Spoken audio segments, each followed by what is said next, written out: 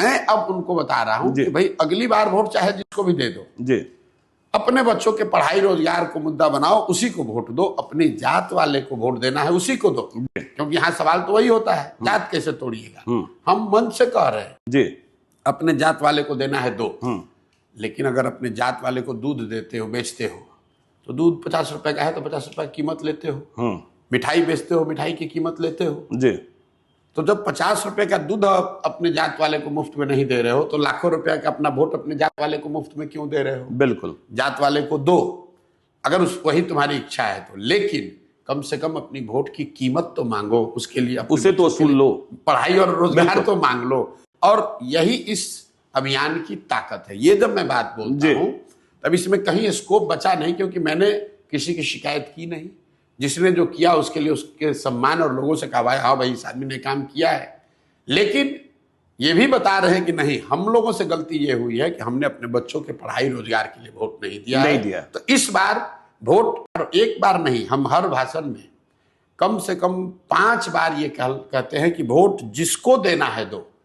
जन स्वराज अभियान सिर्फ एक ही संकल्प दिला रहा है कि वोट आप अपने बच्चों के पढ़ाई और रोजगार के लिए दो।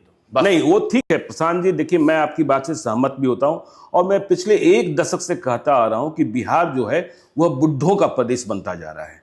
और आपने भी पदयात्रा में यह बात कही, और यह बात बहुत पॉपुलर भी हुई और वायरल भी होता रहता है कि बिहार में 2 ही तरीके के लोग हैं, अमीर का बच्चा पढ़ने जाएगा और गरीब का बच्चा कमाने जाएगा, फिर यहां बूढ़े लोग ही रह जाएंगे। लेकिन जाति का दलदल तो है ही बिहार में, और जाति के दलदल से कैसे निकलेंगे। और फिर देखिए नीतीश कुमार, अब तो बीजेपी ने भी मान लिया कि 2025 में जो विधानसभा का चुनाव होगा या पहले हो, उसका नेतृत्व नीतीश कुमार ही करेंगे। इससे अच्छी बात जी तो जनसुराज के लिए जी कुछ हो ही नहीं सकती थी। अच्छा, कि नीतीश कुमार चेहरा बने रहे। हाँ, क्योंकि नीतीश कुमार के खिलाफ ही तो सबसे ज्यादा एंटी इनकम्बेंसी आज जमीन पर है। अच्छा, सरकार में के मुखिया नीतीश कुमार है। जी तो नीतीश कुमार अगर चेहरा बने रहते हैं तो वो मुझे लगता है कि एनडीए की सबसे कमजोर कड़ी साबित होंगे। कुछ लोगों का ये दावा होगा नहीं, लोकसभा में ऐसा नहीं हुआ। बिल्कुल, लोकसभा में वोट न नीतीश को पड़ा न लालू जी को पड़ा, वोट सिर्फ मोदी को पड़ा और लालू को के खिलाफ पड़ा। जो नीतीश जी को वोट मिला, जो 12 लोग उनके जीते हैं, वो जदयू को वोट नहीं है। जदयू को वोट नहीं है, वो लालू जी के खिलाफ का अच्छा वोट है। वो आप भी यहाँ राजनीति कवर करते हैं जी। जो यहाँ पर जमीनी हकीकत है कि चाहे वो आदमी जितना भी नाराज हो, एक वर्ग ऐसा है जो किसी भी हालत में लालू जी को वोट नहीं दे सकता है जी।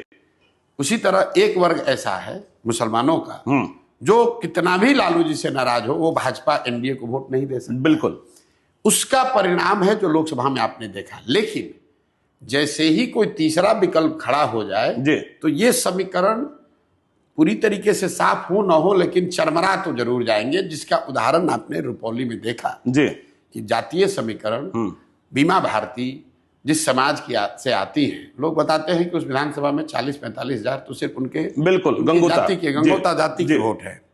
यादव समाज वहां 15 हजार है, 45 हजार मुसलमान है जी।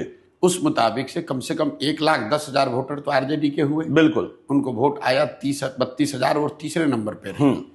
नीतीश कुमार जी और एनडीए की जो बात है, आप लोग बताते हैं सब लोग की पूरा अति पिछड़ा इन्हीं का है, इन्हीं पर सबका प्रभाव है। तो वहां पर अति पिछड़ों की संख्या करीब करीब 90,000 है। वो पूरा क्षेत्र ही अति पिछड़े का है। धानुक है, केवर्त है, तमाम जातियां।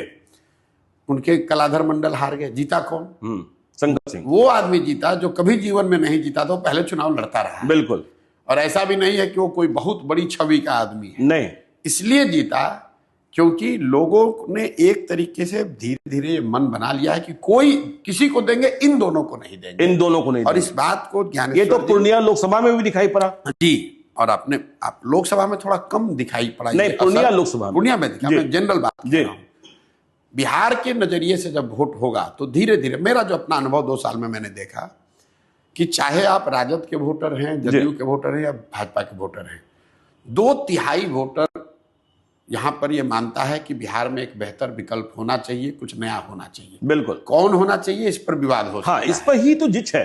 नहीं, वो ठीक है जी, लेकिन इतना तो मानिए, आप भी मानेंगे कि समाज में 2/3 से ज्यादा लोग चाहते हैं कि बिहार में बदलाव हो, नया विकल्प आए।